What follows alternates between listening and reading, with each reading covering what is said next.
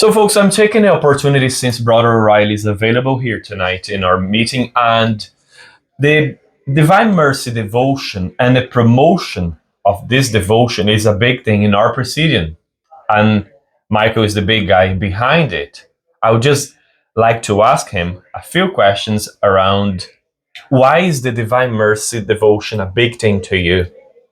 Well, the Divine Mercy devotion is my first encounter with my faith coming strong into my faith. Like, I've always knew about God and the church and all that sort of stuff, but I didn't practice the faith. I was out of my faith for a long time, and there was one day in work I just had an extraordinary moment where I just thought about God. It was just, I think it started with thinking about something that happened with an Islamic attack somewhere in the news, and I just thought about God at that moment. And it was a very emotional experience. It was very strong. It was very something extraordinary happened at one instant, one moment, where I felt the grace of God. I thought about God. So as I was on the phone doing this sort of stuff, and then I just started Googling about Jesus there and then, and something came up about Divine Mercy. I'd never heard before in my life, didn't know what it was, and this Diary of Sr Faustina.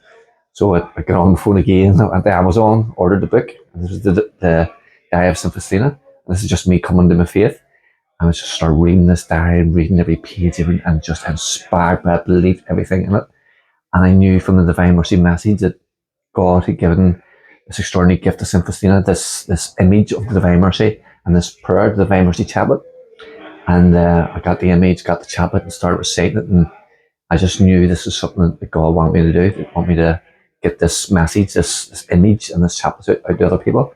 So I brought it to my Praesidium, and then we started doing it. And we saw the grace firsthand straight away, how people were open to the image straight away just by seeing it, the visual, and then by praying the Divine Mercy chaplet with people as well. So, and from then it's went on, I think, 8 years now, and we've just grown, and other Praesidiums taking it on board as well. Amazing. And how was your life before that encounter? So, I was happy, but there was something missing.